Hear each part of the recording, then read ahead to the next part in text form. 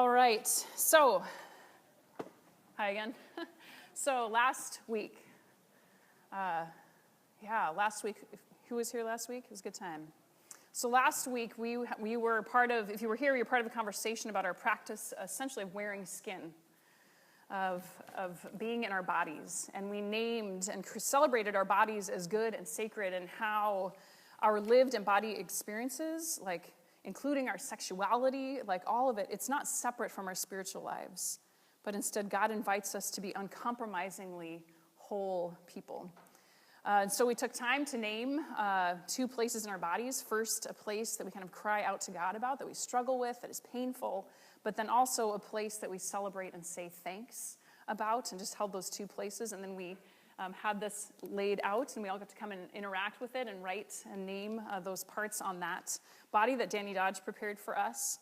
And then we moved it up here, and then got to hold it in light of how our bodies are. There's all these expectations projected onto who and how we're supposed to be, how our bodies are supposed to be, and yet we get to name and celebrate that they are good, these bodies that we have.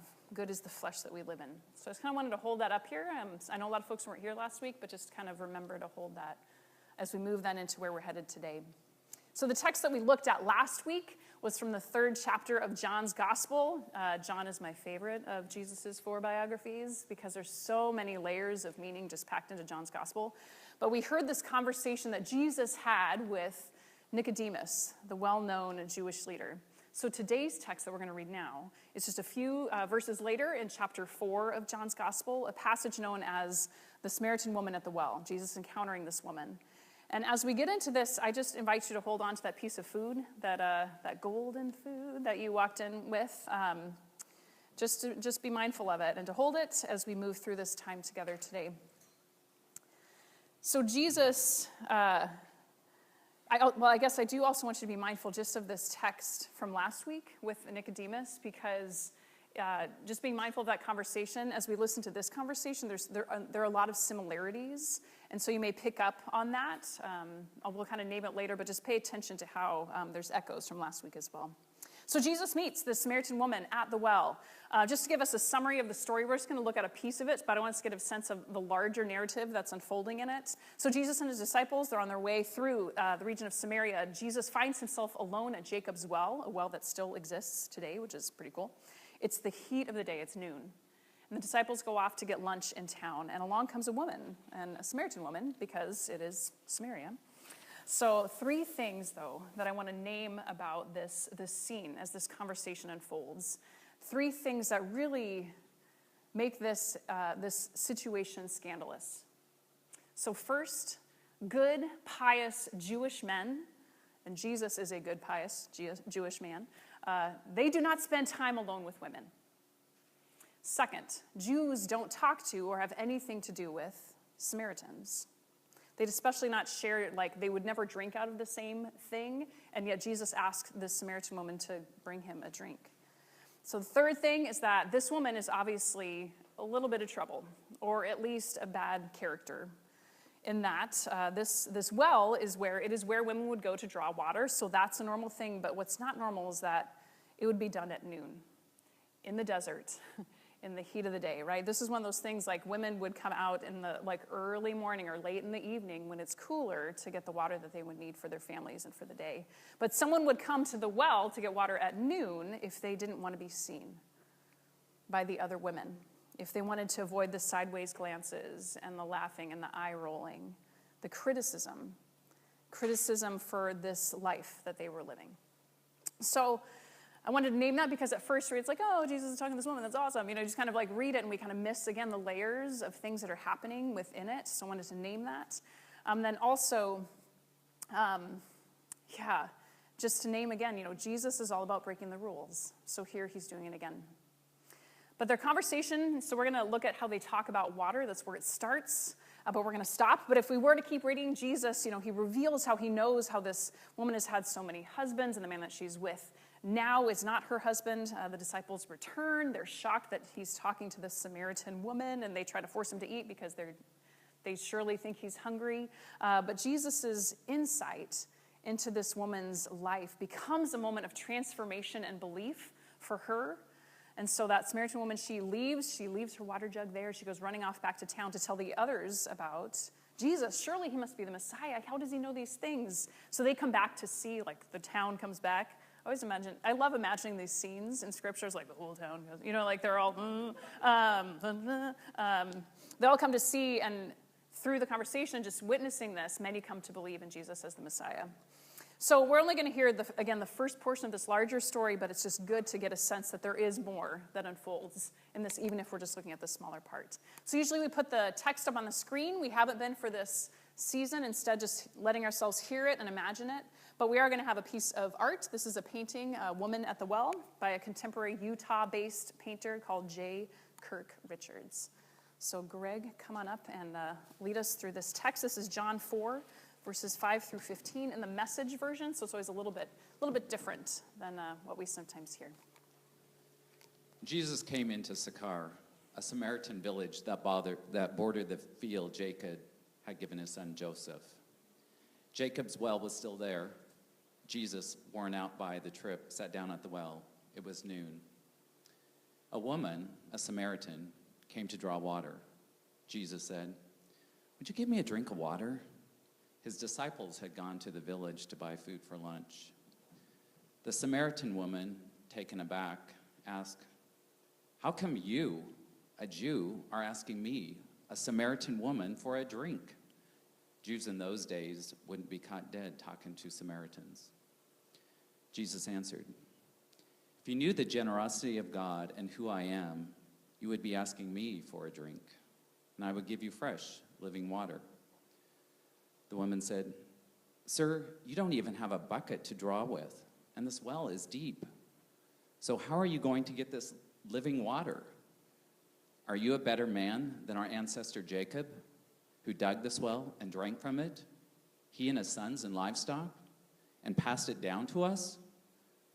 Jesus said, "Everyone who drinks this water will get thirsty again and again. Anyone who drinks the water I will give will never thirst, not ever. The water I give will be an artesian spring within, gushing fountains of endless life." The woman said, "Sir, give me this water so I won't ever get thirsty, won't ever have to come back to this well again." Mm-hmm. Thank you. So their conversation continues, but we stop here today to move into just one piece for us to grab hold of, and it's this. Did you hear how Jesus offers the Samaritan living water, is the phrase, right? Living water, I remember hearing this even as a kid. It sounded very Jesus-y to me. It's like, "I will give you living water." It just felt like this, I don't know. But I want to name how it's actually a very regular phrase that was used in Jesus' world at that time. It just means what we would refer to as running water, like water that's in a stream or in a river, rather than like still like stagnant water in a pool or in a well instead. So it's more likely to be fresh and clean, like that kind of water versus something that's been standing around. So that's what living water actually means. It's not just a living water. Anyway, that's how I always heard it, and it's actually, no, it's just like running water. Like, oh, okay, it's just running water. So of course, though we know that Jesus isn't just talking about fresh water when he says this, right? He uses that phrase, but he's using it to convey deeper meaning, which is similar, and maybe you picked up on this, to Jesus' conversation with Nicodemus that we read last week. Did you hear that sense of resonance? How both Nicodemus and this woman at the well, both of them are a bit lost in the conversation. They don't quite understand what Jesus is talking about. With Nicodemus, it was Jesus saying, "Hey, you need to be born again." And we talked about how that meant being born from above. But you need to be born again. And Nicodemus says, "Hey, I can't climb back into my mom's body, so how can I be born a second time?" It's like, that's not what I'm saying. But and then also here with this woman here, he says, as he offers living water, she's like, "You didn't bring your own bucket. How can you offer me water?" How are you going to do that? So again, it's like they very literally hear it in both conversations. They miss the deeper meaning. This is a conversation between Jesus and a Samaritan woman. This is a conversation about water, but it's also not about water. Jesus is using water to describe the kind of boundless, life-giving life that is available through him.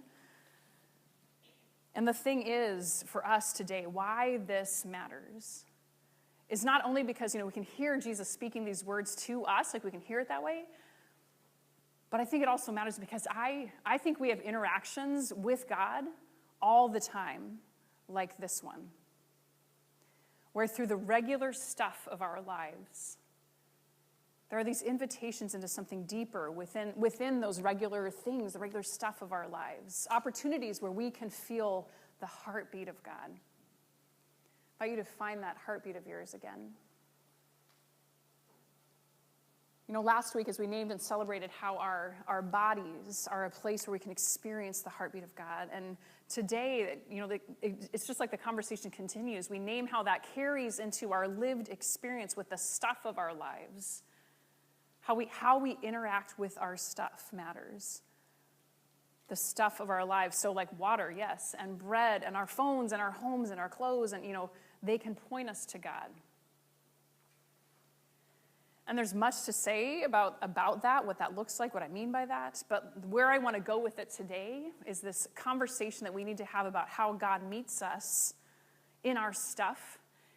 It's actually in naming how God meets us when our stuff is absent. When we actually choose to be without water and we find ourselves thirsty, or without food and choosing then to be hungry. When we're not consuming something. So in that space that is made in us when we choose to be without this stuff, we enter into a place where it's about water, but it's also not about water. How it's about how hungry we feel, but it's also not about how hungry we feel. Something happens in that space that we allow, that silence, that hunger, that thirst. There is something for us to find in the ceasing. Which is why on this Lenten journey of prayer today, that's why we would talk about this week's practice of fasting. I wonder, have you ever thought of fasting as a prayer practice? Would you say, yeah, that makes sense? Or you're kind of like, I've never really thought about that before. Can you show me a little, yeah, kind of in a minute. Yeah, mix, cool. Scott's like, yeah, okay, got it, cool. And we talked about before, but have you ever fasted? Have folks fasted before? Like fasted from food? Intentionally fasted from something else? Cool. Right on. People have done some fasting. I love that. Cool. So fasting is most often considered kind of the giving up of food, skipping meals, not eating. And today we get to invite each other then into that practice together. So the question that you and only you can answer today, and the question you're invited to ask today of yourself is, what might it look like for you to fast this week? So I want you to hold that question. I want to fill out the picture of what that could look like a little bit more. And I really appreciate how our author, Justin McRoberts, how he breaks it down in today's practice in our Lenten book. I just want to read a little bit from that just to frame it for us. So he says, this week, choose something you regularly consume and give it up. For instance, consider skipping a meal or a beverage and then doing two things with that sacrifice. First, use the time you'd normally use to prepare and consume that favorite thing, to reflect on your blessings and pray for those who lack the same. Second, keep track of the money you'd otherwise have spent on that favorite thing, and at the end of your fast, commit that money to providing for folks living without basic needs. So this is kind of the first way to consider what fasting might look like, and it is looking at that kind of food, beverage component. What might it look like for you to give up a meal, or give up coffee for a day, or to not eat throughout the day until dinner time? And Justin says too, to do a little bit more with that as well. That during that time, that you would be in prayer, and that also you would give away the money saved to folks who need it. So there's a series of kind of possible scenarios in that, but that's kind of the landscape of what kind of giving up food or beverage would look like. But the second consideration is to ask this a little bit differently. And again, I like how Justin says it. If skipping food or beverages doesn't work for you, maybe you watch television at night or listen to music or a podcast on the way to work. Consider turning that off this week and using that time to reflect on and pray for the relationships you're given to. Consider keeping a journal of your reflections and prayers. You just might be surprised to see whose faces and names come to mind when you give your heart room. So another way to fast, again, is to give up something else that you consume, to turn off the TV or Netflix with intention, to log off social media, to turn the ringer off on your phone, to not be checking email like every 5 minutes. The key to answering this question, though, that we hold of fasting and what that might look like, it really is to pay attention to what you consume. To consume means, by definition, to eat and drink and ingest, to buy, to use. It's all of those things. We really are consumers in so many ways, which is not a bad thing. I feel like it's often associated as consumerism, that's a bad thing, but like we take things into who we are, and that's not a bad thing. We consume, yes, food and water and beer and coffee and like the things that we need and we want for our bodies, the nutrition we need. So it's like getting like minerals and vitamins and protein and fiber. But we also take into our body, we consume so many other things. I was thinking about music, visual art, the sports we play, the sports that we watch, what we read, what we watch of all varieties, what we buy, what we acquire. We digest things in many ways. So what comes to mind for you? What are the things that you regularly consume? It is in these places of consumption that we can make room to experience the heartbeat of God. And here's why. Justin, in our reading for today, he shares a fabulous reflection on rolls of toilet paper. So do read that if you haven't yet. But what he says, and you'll have to read it to get the full story, but what he says that really breaks this whole thing open is this. Skipping meals can seem only loosely associated with the practical daily occurrences of life, right? But I have found that voluntarily and regularly removing a comfort from my life readies my heart to make more urgent, everyday sacrifices when they are called for. When my neighbor's work schedule changes and her son needs a ride to school. When my friends can't pay their rent or mortgage. When war terrorizes a country and those left behind need to rebuild. When the drought comes and hope seems to dry up the land, or flooding, more likely what we've been experiencing. When the shaky ground of politics opens up and swallows whole families and cities and nations, will I be practiced enough in the art of sacrifice to respond in courage, hope, and wisdom? Prayer and fasting can seem divorced from normal life, but the posture I learn to live in, particularly as I voluntarily give up my own comforts, prepares me to give myself away when the time comes to do so. That's it, right? That's it. The posture of voluntarily giving up our own comfort prepares us. It builds like the muscle memory for giving ourselves away when the time comes to do so. It readies our heart for that. It is a practice that gets us ready. So what is a comfort that you could give up for a while this week? This is ultimately a question of sacrifice, right? What will you choose to fast from this week for the sake of practicing a posture of sacrifice? We've said it here at Salt House that we want to be a school for learning how to love. Like, how do we actually do this? We want to live this life of Jesus, but what does that actually look like? And until today, until really, for me, just wrestling through what it means, like what we would cover today about fasting, like how do we talk about this? I'd never put together how fasting actually teaches me how to live with greater sacrifice, which means living a life of greater love. And like making those connections, like, oh yeah, fasting will build in me a greater posture of sacrifice. That means I can love better. And then like thinking through all that was like, well, duh. And like we're trying to live this life of Jesus, and Jesus's life and death are the ultimate example of sacrifice, showing us like this is what it looks like to love. That it can start with fasting, I love that. Which means it is in the very real sacrifice in our lives that we hear the consistent, rhythmic, resounding heartbeat of God. Because fasting is about food, but it's also not about food. It's about logging off of social media, but it's also not about logging off. In our discomfort, Jesus invites us into the heartbeat and the life of God. So as you continue to sit, considering what your commitment might be for this week, I invite you to continue holding that piece of golden fruit, food, whatever you got.